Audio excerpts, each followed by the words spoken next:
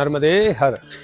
मैं वंदे महाराज अमरकंटक की इस पावन भूमि से जहाँ नर्मदा का जन्म हुआ, मैं यहाँ से केवल इतना बताना चाहता हूँ कि नर्मदा मैया का जन्मोत्सव जो है ये प्रतिवर्ष के अनुसार नहीं, जब से नर्मदा प्रकट हुई है तब से देवगणों के द्वारा, असुरों के द्वारा, ऋषियों के द्वारा, मुनियों के द्वारा, गंधर्व, चारण इत्यादि सब जो नर्मदा तट पर निवास करते हैं वो सब लोग नर्मदा जन्मोत्सव मनाने के लिए पधारते हैं और यहीं पर रह करके नर्मदा मैया के गुणगान को करते रहते हैं। ये जो जन्मोत्सव है, नर्मदा के इस पावन जन्म को 25 अरब 88 करोड़ 49 लाख 6,127 वर्ष होने जा रहे हैं। 25 तारीख को जो हम जन्मोत्सव मनाएंगे तो ये 25 अरब 88 करोड़ 49 लाख 6,127वां जन्मदिन होगा। एक कल्प में 4 करोड़ 30 लाख वर्ष होते हैं, एक कलयुग में 4,32,000 वर्ष होते हैं और एक महायुग में सब मिलाकर के 43,000 20,000 वर्ष होता है। और इस प्रकार से एक देवता की आयु 3 करोड़ 20 लाख वर्ष होती है।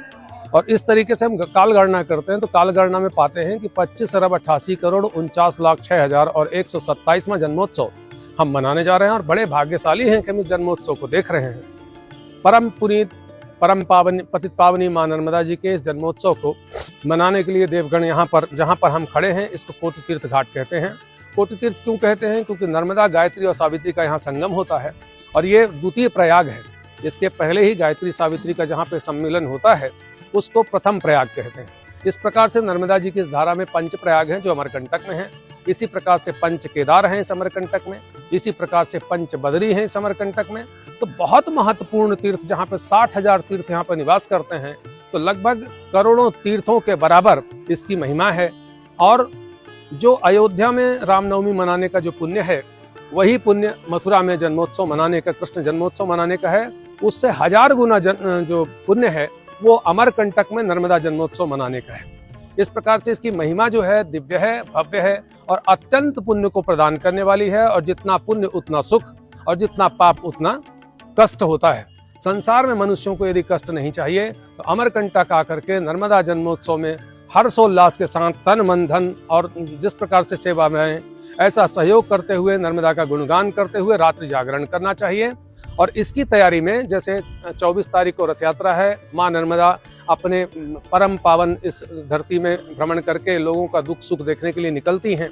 ऐसी मान्यता है कि रथ यात्रा के समय में जो लोग दिखते हैं, जो परोक्ष रूप से रहते हैं, उनके मन अंदर की पीड़ा और उनसे जुड़े हुए लोगों की पीड़ा माँ नर्मदा समझती हैं और उसको दुख दूर करने के लिए और प्रेरित करती हैं कि नर्मदा का अवगाहन करें, नर्मदा का पूजन करें, नर्मदा का भजन करें।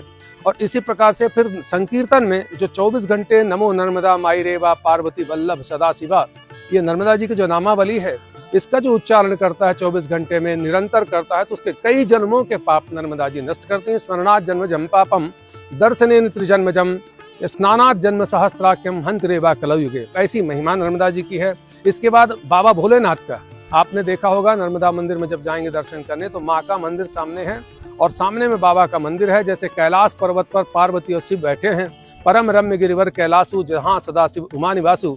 इसकी परिक्रमा यदि की जाए, नर्मदा उद्गम की कुंड की परिक्रमा अगर 108 कर ली जाए तो जन्म जन्मांतरों के पाप से छुटकारा मिल करके एक दिव्य शरीर धारण करने के लिए देवताओं के रूप में मनुष्य को जन्म मिलता है। इतनी महिमा होने के बाद भी लोगों तक इसकी जानकारी अभी नहीं है।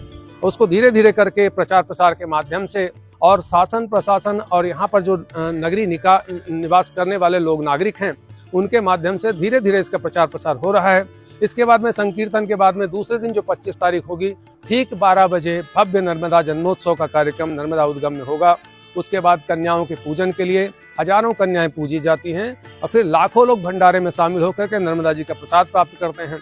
उसके बाद रंगारंग कार्यक्रम होता है, कुछ संस्कृति विभाग की तरफ से, कुछ सांस्कृतिक कार्यक्रम की तरफ से, कुछ नर्मदे हर सेवा न्यास की तरफ से, कुछ जो अमरकंटक में जो लोक कलाएं हैं उनके माध्यम से, और सबका सहयोग रहता है। उसमें पत्रकार बंधु रहते हैं, उसमें सरकारी अधिकारी रहते हैं, उसमें नेतागण रहते हैं, उसमें पुजारी पंडा रहते हैं, उसमें बाबा साधु रहते हैं। इस प्रकार से आप मानेंगे कि जैसे पूर्व में नर्मदा के जन्म के समय में ये सब प्रकार के लोग वहाँ उपस्थित थे, गंधर्व, चारण, नाग इत्यादि सब उसी रूप में आज मानव रूप में आकर के नर्मदा जन्मोत्सव मनाते हैं। और इसकी भव्यता मुझको नहीं लगता कि संसार में इतना अपार आनंद कहीं होगा जो अमरकंटक में उस दिन विद्यमान रहता है। नर्मदे हर।